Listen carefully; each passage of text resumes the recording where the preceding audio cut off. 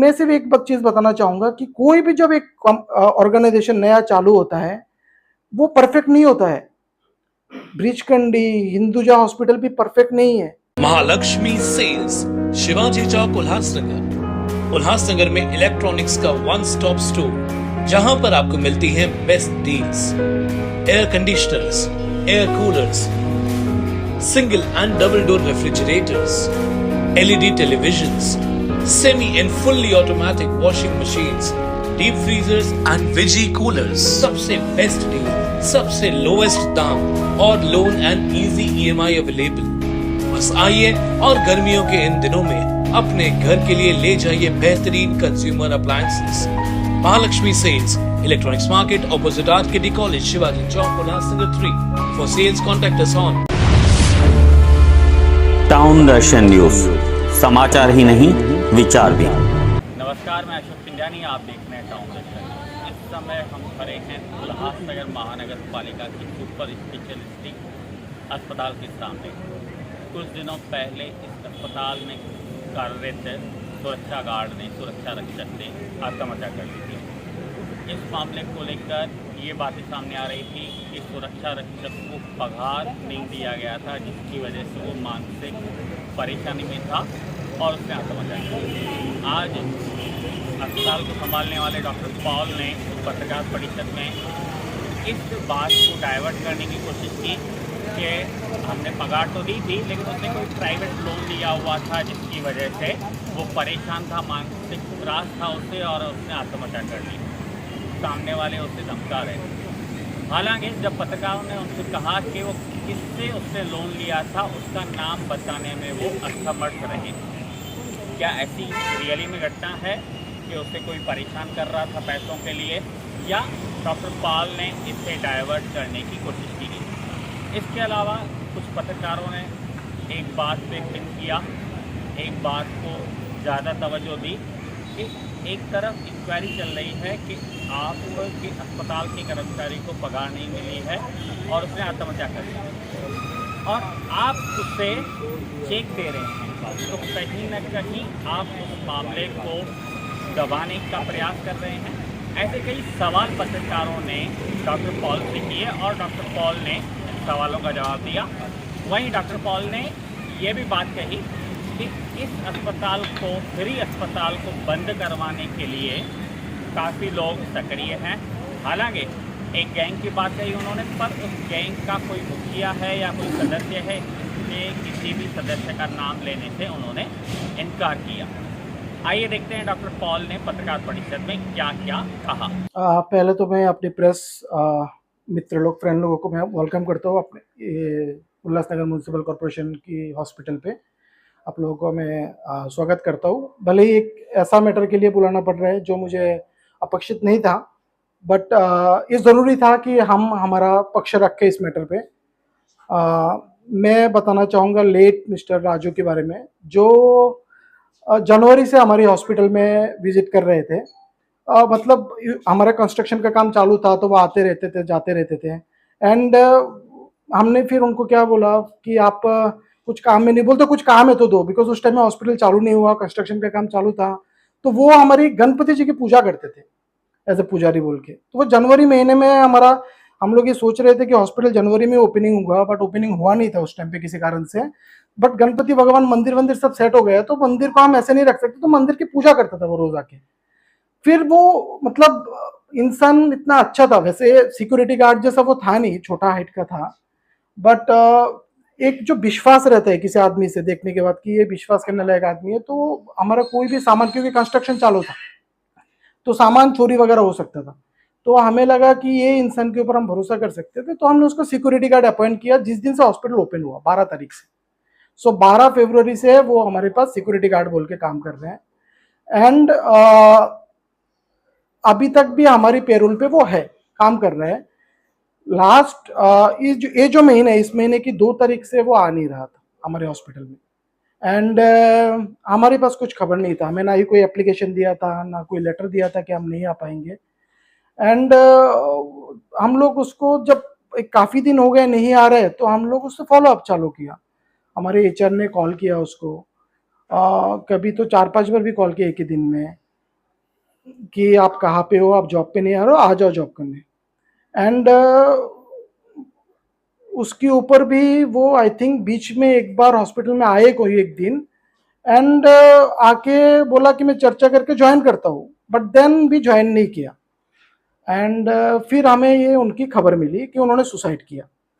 फिर इसके ऊपर जब आरोप प्रत्यारोप चालू था, तो हमने उसकी जो डिटेल्स है, एक प्रेस नोट हमने उल्लासनगर म्युनिसिपल कॉर्पोरेशन को जमा किया, जिसमें हमने क्लियरली बताया कि जब से वो हमारे पास काम पे है, हर महीने की सैलरी उसको हर महीना पहुंचा है, जिसका, क्योंकि हमारे पास क्या है, कोई भी सैलरी, कॉर्पोरेट हॉस्पिटल है, तो सैलरी हमारा बैंक अकाउंट थ्रू ही ट्रांसफर होता है, तो उसकी पर्सनल अकाउंट पे ही उसकी सारे सैलरीज गई है। जब वो पूजा करता था उस टाइम के भी जो पूजा का पैसा था वो भी हमने उसके अकाउंट पे ही दिए।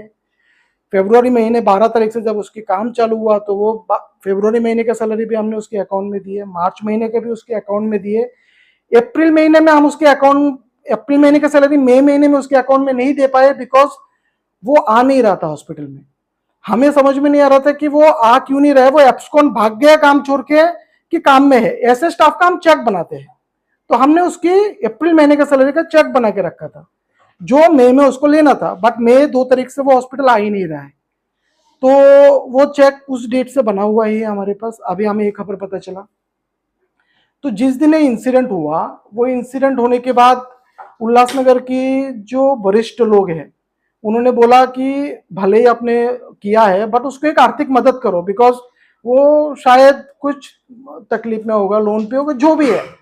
तो उसके ऊपर भी मैंने जब थोड़ा बहुत और स्टडी किया तो मुझे पता चला कि उसने कहीं से कर्जा लिया हुआ था, एंड कोई प्राइवेट एजेंसी है जिससे कर्जा लिया हुआ था। वो प्राइवेट एजेंसी उसको हॉस्पिटल में आके धमकाता था, उसको पता चल गया था इधर काम करता है, और उसको एक डेडलाइन दिया कि ये तारीख तक पैसा नहीं मिलेगा तो हम देख लेंगे।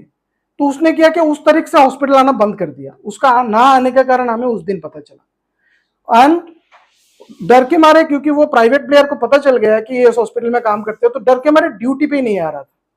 अभी जो हमारे ऊपर आरोप था कि आपने सैलरी नहीं दिया बोल के वो ड्यूटी, उसने सुसाइड किया, अगर सैलरी उसका इंपॉर्टेंस होता था वो तो काम पे आता था, क्योंकि उसको पता है कि काम पे आऊंगा तो सैलरी मिलेगा।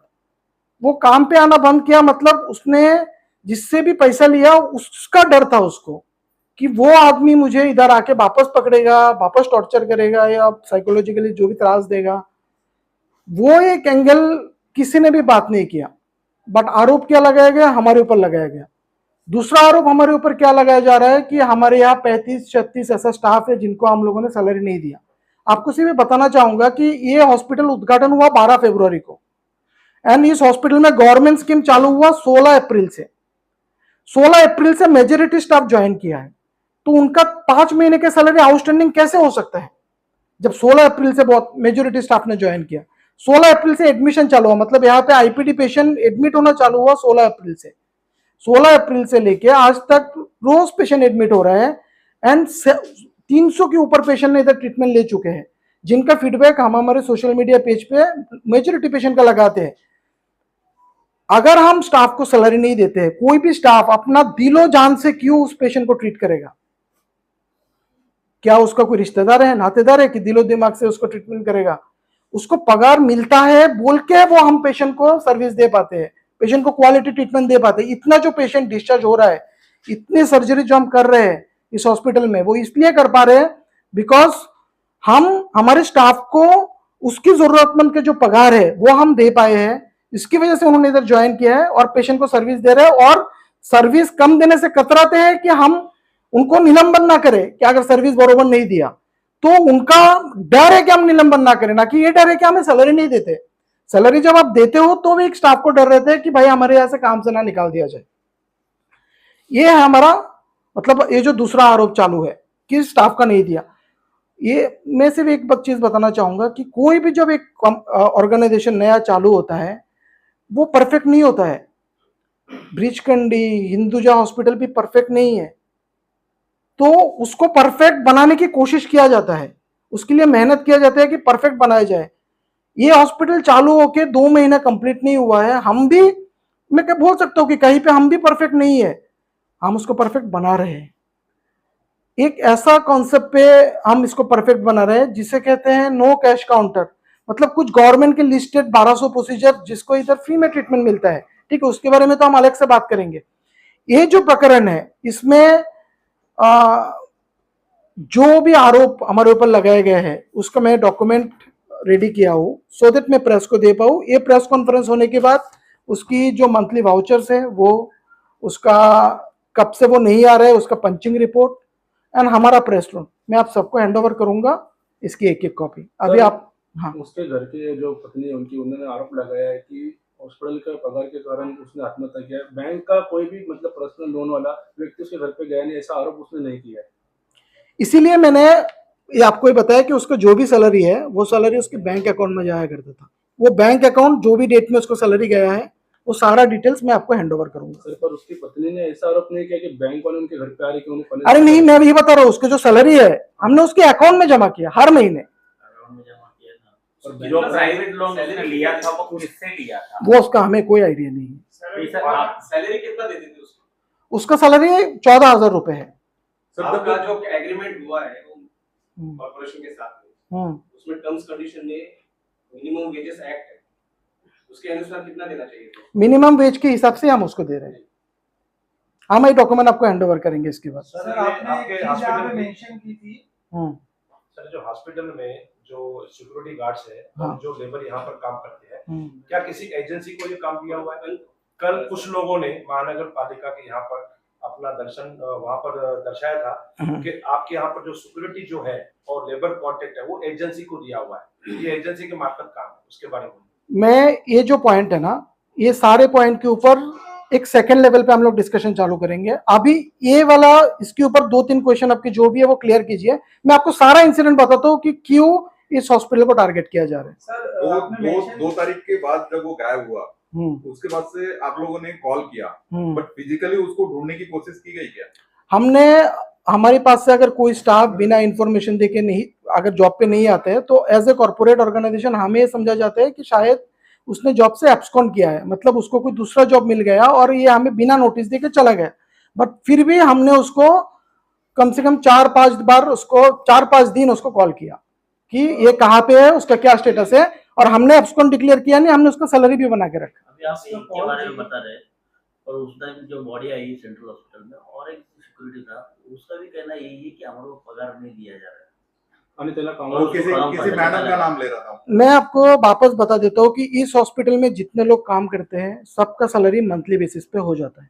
मिस्टर पॉल जी, आपने मेंशन किया कि जब अस्पताल बन रहा था, ठीक है, उस समय वो आपके पास जॉब पे आया और आपने उसे रखा, उसे ऑथेंटिक तरीके से रखा गया था क्या?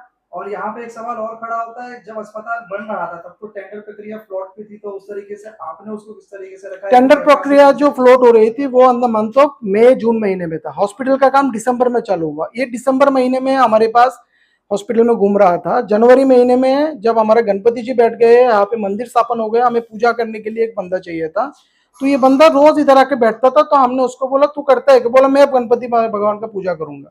तो पूजा करूंगा बोल के हमारे यहाँ चालू किया।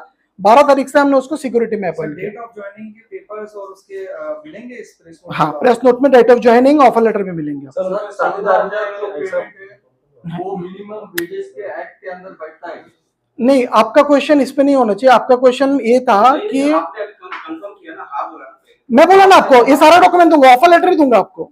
और उनका ईएसआई और पीएफ भी था हॉस्पिटल में पीएफ लागू रहते हैं, ईएसआई नहीं। पीएफ चालू है, उसका पीएफ डिडक्शन हुआ है। उनके साथीदार ने ऐसा आरोप किया कि उनको हॉस्पिटल को ऐसे एप्लीकेबल नहीं है।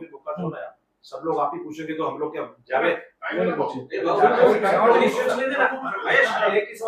पगार ने कहा कि 15,000 पगार होती है, हमें केवल 10,000 मिलता है। हमारे पास उसका राइट भी है, वीडियो भी है। अगर कोई स्टाफ 15,000 सैलरी में है और उसको 10,000 मिला है, उसका 2 कारण हो सकता है। एक तो हो सकता है कि उसने हॉस्पिटल का कोई रूल वायोलेशन किया जिसके लिए उसको मेमो लगा है, या उसने जॉब पे नहीं आया बिना बोले, क्योंकि यह हॉस्पिटल है, यहाँ पे हजारों पेशेंट, 100 पेशेंट तो एडमिट है।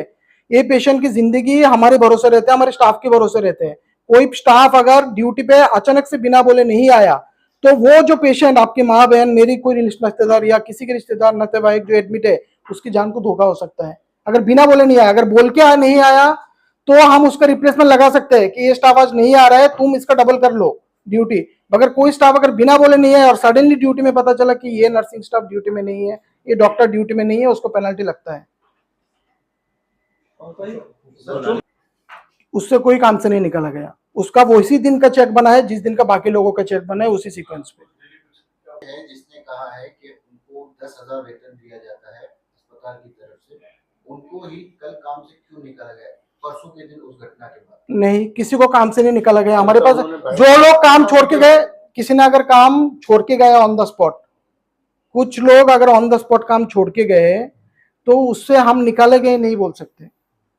अगर मैनेजमेंट कुछ काम बोलता है कि किसी स्टाफ को रखा है, तुम्हारा काम है जो लोग आ रहे हैं उसके एंट्री मारो, जो लोग जा रहे हैं उसके एंट्री लो, साइन करो, अगर वो काम बोलने से उसको लगता है कि उसको अपना प्रोटोकॉल से बाहर काम बोला गया है, वो काम उसको नहीं बनेगा लिखने को, या मैनेजमेंट में बोला कैसे मैं छोड़ के चला जाऊंगा, देख लूंगा, तो वो उसका डिसीजन है, हमने किसी को टर्मिनेट किया नहीं। सर आपने जैसे कहा कि उसने प्राइवेट लोन लिया था और उन लोगों ने उससे डेडलाइन दिया था जिसके बाद उसने यहाँ पे आना बंद किया, तो वो बंदा कौन है जिनसे उन्होंने लोन लिया? ये हमें सूत्रों से पता चला है, हमें ये माहौल से अभी पता चल रहा है कि ये 2 तारीख से इसलिए काम पे नहीं आ रहा बिकॉज इतना जेन्युइन बंदा था, और 2 तारीख से काम बंद कर दिया अचानक से बिकॉज जिसने लोन लिया उसको पता चल गया वो इधर काम करता है। आपने इसकी जानकारी पुलिस को दी है ताकि गुनहगारों तक पुलिस पहुंच सके? अभी तो पता चला हमें, इसीलिए तो प्रेस कॉन्फ्रेंस रखा है कि आप लोगों के थ्रू सबको पता चले कि इसके साथ हुआ क्या है।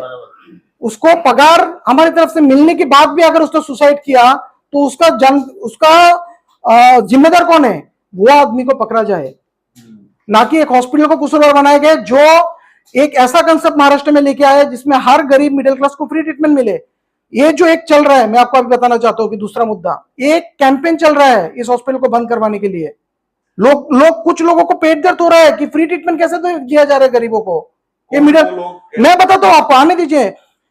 कुछ एक ग्रुप बन चुका है जिनका पहले दिन से, आज से नहीं, जब से हॉस्पिटल बन रहा था, गुंडे आते थे मेरे वर्कर को मार के जाते थे हॉस्पिटल में, काम क्यों कर रहा है, मार के चले जाते थे। इधर सिर्फ वर्कर को नहीं, पेशेंट के रिलेटिव को दौरा दौरा के मारते थे गेट के सामने, इधर पेशेंट लेके क्यों आए। फीमेल स्टाफ इधर जाते हैं जानबूझ के, तो दारू की दुकान के सामने रुक के दारू पी के इनको छेड़ते हैं।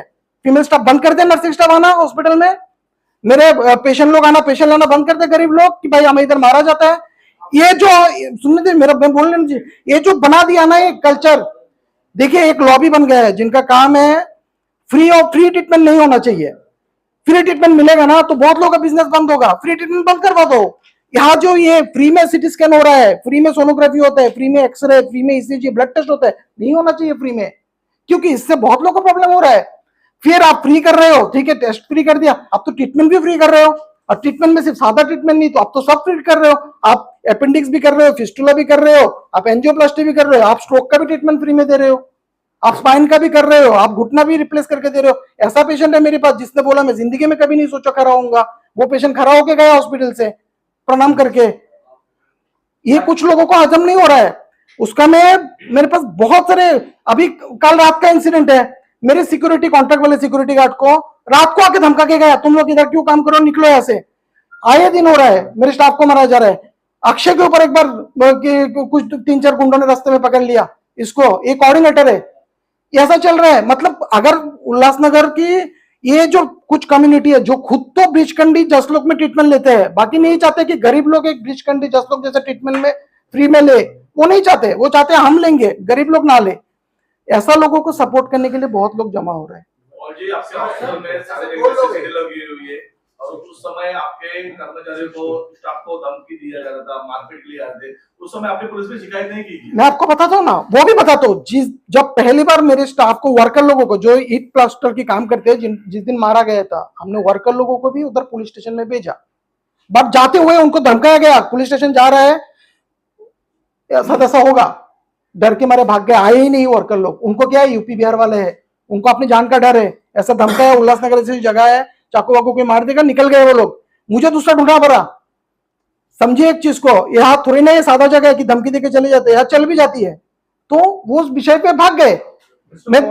आपके संबंध सीएम साहब के साथ काफी करीब रहे हैं, उद्घाटन के समय में भी जो है आपसे वो हर चीजों की इजाजत लेते आ रहे थे, तो आप जो इतनी बड़ी चीज कह रहे हैं, तो क्या ये सब चीजें इनके सामने विफल थी। आप सर मैं आपको एक ही चीज बताऊंगा, आज अगर ये हॉस्पिटल चल रहा है ना, वो उनका सपोर्ट है बोल के वो चाहते थे उल्लासनगर में फ्री हॉस्पिटल हो बोल के हुआ, नहीं तो मेरी जगह पे कोई दूसरा बंदा होता था ना, वो भाग जाता था ऐसे टॉर्चर में से। मैं क्या चाहता हूं, देखिए आप मीडिया बंधु लोग हैं, आप लोग, मैं आप लोगों में से 60-70% लोगों की रिश्तेदार नातेवाईक मेरे पास ही फ्री ट्रीटमेंट लेने आएंगे। मैं आपको बता दूं कुछ बीमारी गिरा तो, बिकॉज मन में आपको पता है और कुछ दिनों में आपको दिखेगा भी कि यहाँ किस तरह की क्वालिटी ट्रीटमेंट जा रही है। बट कुछ लोग हैं जो ये चीजों को कर रहे हैं ना, वो लोग भले ही इधर ना आए, वो ब्रिज करनी जस्ट लोग मिलेंगे, बट वो हजारों लोगों को ना एक दुविधा वाले सिचुएशन में डलवाएंगे। इस तरह की हॉस्पिटल में देखिए इसमें क्या रहता है ना, गवर्नमेंट की रेट्स पे काम करना रहता है, वो बहुत ही कम रहते हैं। जैसे मैं एग्जांपल बता दूं, अगर हार्निया की सर्जरी आप प्राइवेट में 1 लाख रुपए खर्चा करते हैं, गवर्नमेंट हमें 7,000 रुपए देती है, 8,000 रुपए देती है।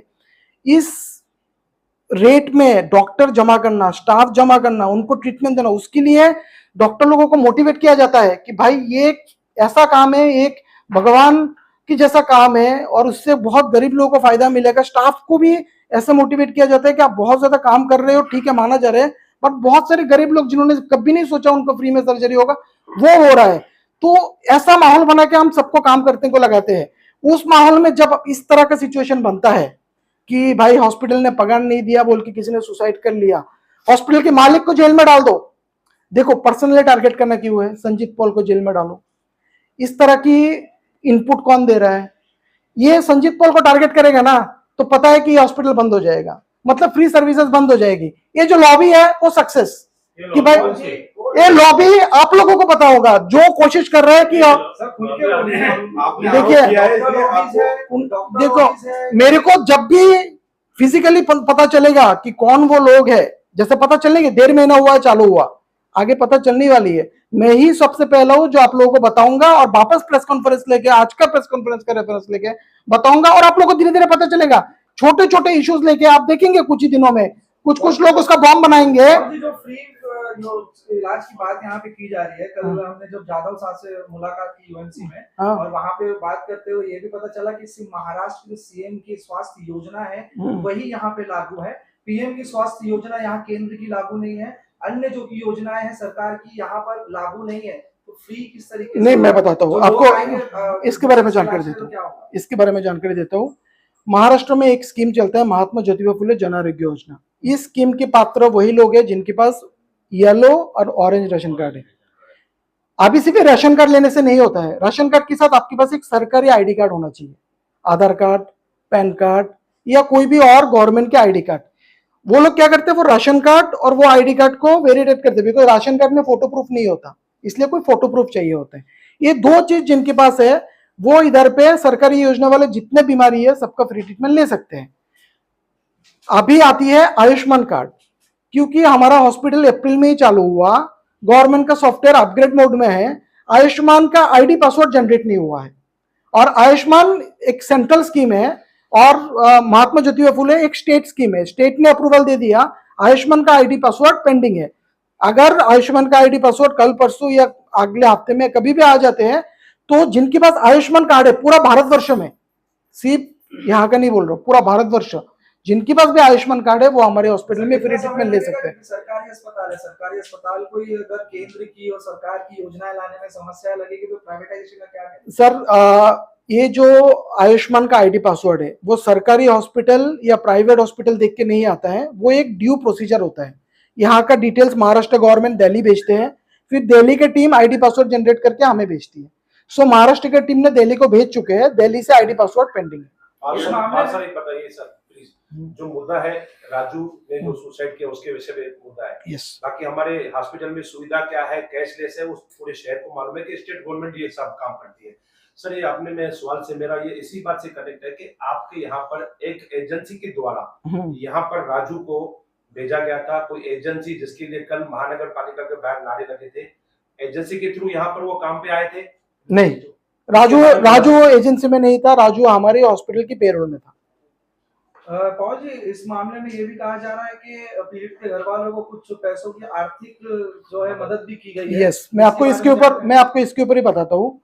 जब मुझे ये इंसिडेंट पता चला शाम की करीब 7 साढ़े 7 बजे मुझे ये पता चला कि राजू ने सुसाइड कर लिया। मैं आपको ये बता सकता हूँ दावे से कि इतने सारे स्टाफ में से ना मेरे बहुत हॉस्पिटल है, बहुत स्टाफ है, राजू को मैं पर्टिकुलरली जानता था। क्यों? बिकॉज मेरे एक जो विश्वास है गणपति भगवान, वो गणपति भगवान ड्यूटी में ज्वाइन करने के बाद भी पूजा करता था रोज। वो एक लौता इंसान था जिसकी वजह से मैं ये मान के चल सकता था कि गणपति भगवान के सामने अगरबत्ती चालू रहेगा, दिया चालू रहेगा। तो जब मुझे ये इंसिडेंट पता चला मेरे लिए एक शॉकिंग ही था। फिर मुझे एक 8 साढ़े 8 बजे ये पता चला कि राजू के रिश्तेदार परिवार वाले किसी भी संस्था के संपर्क में है जो बोल रहे हैं कि अगर कार्रवाई नहीं हुआ तो हम हॉस्पिटल के सामने आके हॉस्पिटल को बंद करेंगे। सो मैंने सोचा दिस इज शॉकिंग, हमारी क्या गलती है उसमें, हम तो सैलरी दे रहे हैं उसको बरोबर, वो नहीं आ रहा है और वो हमें अभी पता चला कि उसने सुसाइड किया। अगर मुझे थोड़ा भी पता रहता कि वो मानसिक तार से मैं पर्सनल लेवल पे हेल्प करता था उसको, बट वो हमें पता नहीं थी। तो 9 साढ़े 9 बजते ही फिर ये पता चल गया कि आप उसके रिश्तेदार को मदद कीजिए। मैं बोला ब्लैकमेलिंग में मदद नहीं करूंगा बिकॉज मेरी कोई गलती नहीं है उसमें। 10 बजते हुए मेरे को कुछ जो उल्लासनगर के वरिष्ठ लोग हैं उन्होंने बोला कि ये ब्लैकमेलिंग की तरफ से आप मदद मत समझो, एक गरीब है, उसका जो भी उसका फाइनेंशियल है उसका परिवार उससे उभर जाएगा अगर आप मदद करेंगे। एंड आपके लिए कोई बड़ा अमाउंट होगा नहीं बट उसके लिए बहुत बड़ा अमाउंट होगा।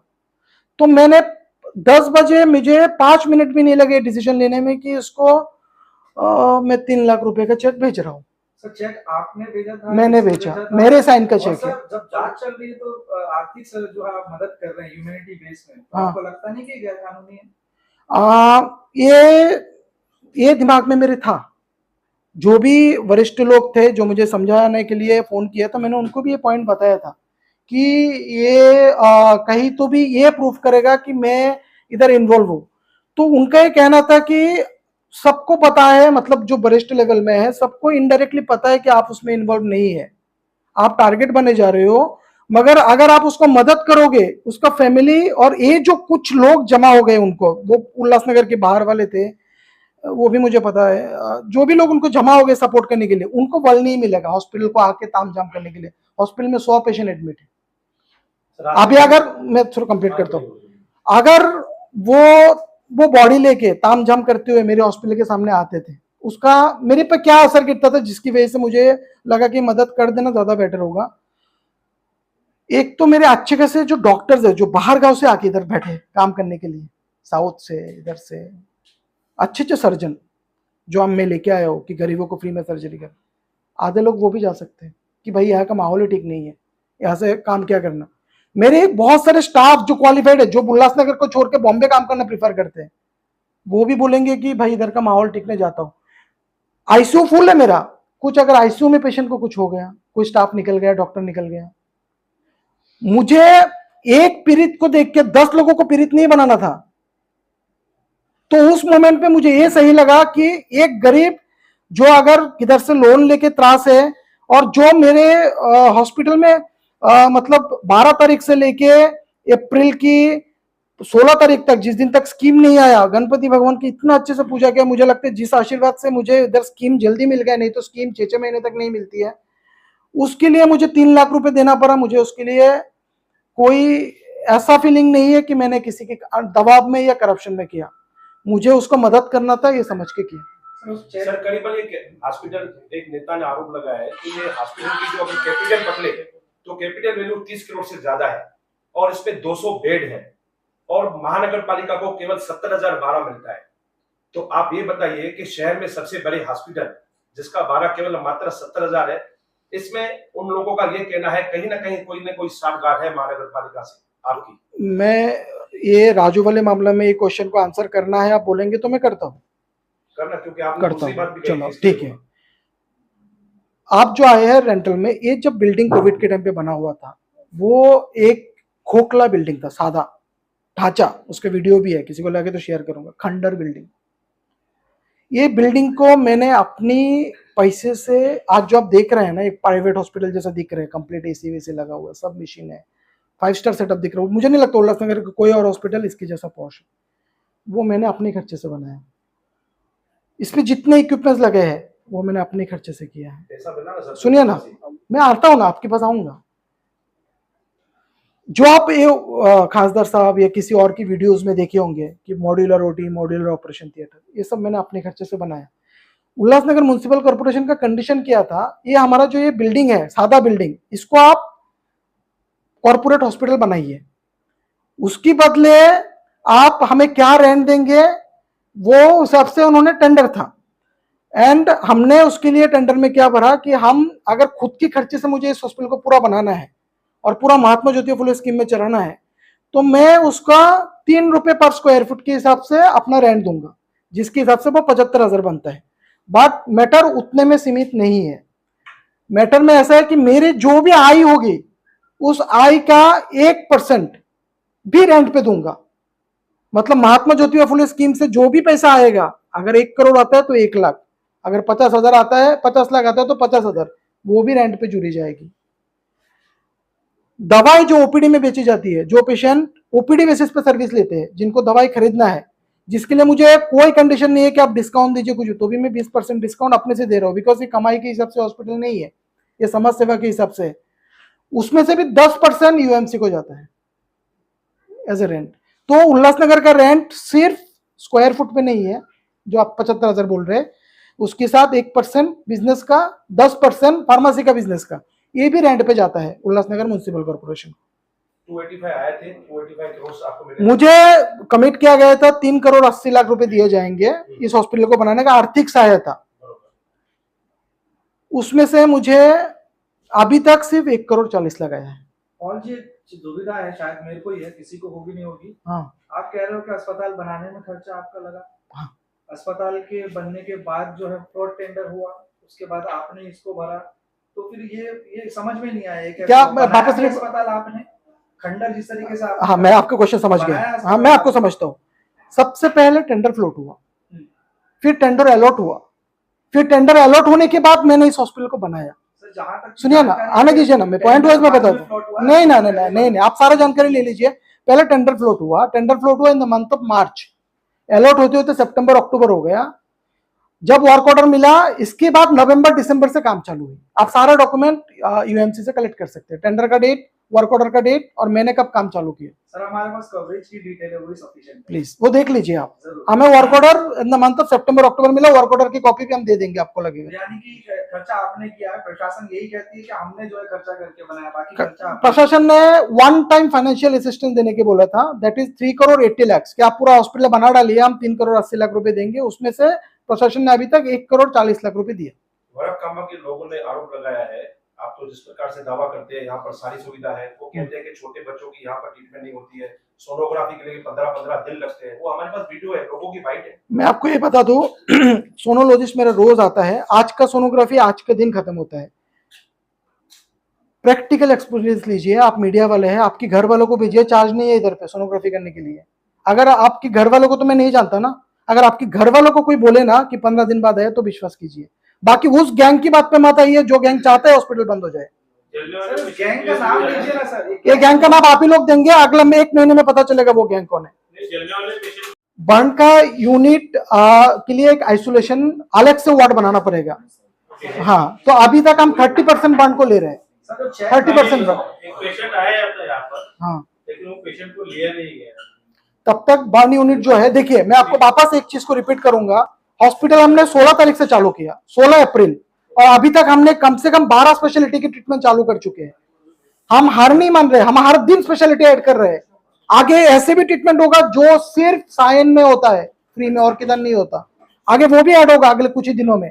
बट उसके लिए ना, उसके लिए हमें एक माहौल बनाना होता है कि वो जो बड़े डॉक्टर है, जो पूरे मुंबई में 4 या 5 ही है, वो बोले कि मैं इस हॉस्पिटल में आऊंगा, वो बोले कि मैं पेशेंट को ट्रीट करूंगा। 4 या 5 मई को 1 पेशेंट आया था, उसको लिया नहीं गया।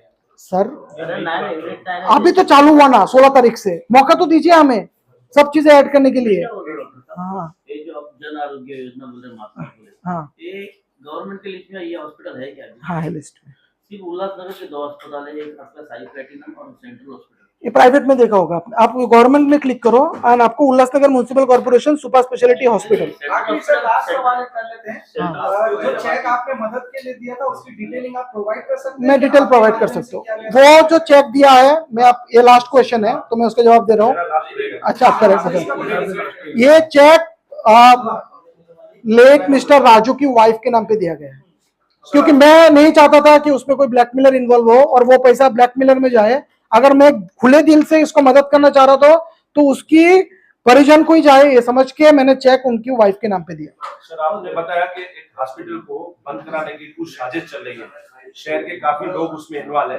तो मुझे ऐसी जानकारी मिली कि शहर के जो मेडिकल एसोसिएशन, जो डॉक्टर की एसोसिएशन है, काफी सारे डॉक्टर जब हॉस्पिटल की स्थापना हो रही थी उल्लासनगर लोनावाला में, लोनावाला में बैठे थे, वहां पर आपके लिए हॉस्पिटल के लिए प्लानिंग कर रहे थे। ये बात सही है कि गलत? मुझे उसके ऊपर कोई जानकारी नहीं है। अब आप इतने आरोप लगा रहे हैं तो हम लोग मैं बताऊंगा ना, मैं आपको बता रहा हूँ कि 1 महीना 1.5 महीने में ओपन हो जाएगा वो गैंग कौन है, बिकॉज वो गैंग को दिख रहा है कि इधर अभी 100 पेशेंट के ऊपर हो गए। गैंग बोल रहे हो, लेकिन इस शहर का एमएलए जब खुद बोल रहा है कि मेरे पास कंप्लेंट आ रही, वो जब मैं एमएलए सर की कंप्लेंट का रोज अटेंड करता हूँ, आज भी मेरे पास कॉल रिकॉर्ड है। सर ने फोन किया, 5 मिनट में उनका प्रॉब्लम सॉल्व करके दिया। मैं यही बता रहा हूँ, कोई भी हॉस्पिटल परफेक्ट नहीं होता, कंप्लेन होंगे, थोड़ा बहुत इश्यूज होंगे, आप फोन करेंगे मैं सॉल्व करूंगा। एकदम से ना आप ऐसा हॉस्पिटल नहीं बैठा सकते जो एक मिस्टेक किए बिना हर पेशेंट को ट्रीट करे। अरे मौका तो दो सुधारने का। और एक लास्ट सवाल है मेरा, बच्चों का इलाज कब से शुरू करेंगे आप हॉस्पिटल में? पीडियाट्रिशियन जून 1 से अभी भी ले रहे हैं। एनआईसीयू नहीं है इस सुविधा में, एनआईसीयू इस हॉस्पिटल में नहीं है। 12 साल के नीचे के बच्चों को इधर के लिए हमने एनआईसीयू नहीं बना हुआ है, आईसीयू है। 12 साल से 18 साल के जो पीडियाट्रिक बच्चे लोग, उनका ट्रीटमेंट चालू है, अभी भी भेज सकते हैं। जय श्री राम। आइए राम जन्मभूमि अयोध्या राम मंदिर के साथ वाराणसी के काशी विश्वनाथ मंदिर और त्रिवेणी संगम, गंगा यमुना सरस्वती नदियों के संगम की यात्रा कराएं। जय बालाजी पैकेज टूर्स एंड यात्रा लाए हैं एक शानदार ट्रिप 21 अगस्त से 25 अगस्त तक, जिसमें ट्रेन सफर होगा 3 टायर एसी में और रहने के लिए दिए जाएंगे एसी रूम्स और साथ ही साथ तीनों टाइम खाना मिलेगा, ब्रेकफास्ट, लंच और डिनर। और ट्रैवल के लिए होगी एसी बस केवल 12,200 रुपए में। जल्द ही बुकिंग करें, केवल 144 लोगों के लिए ही जगह बाकी है।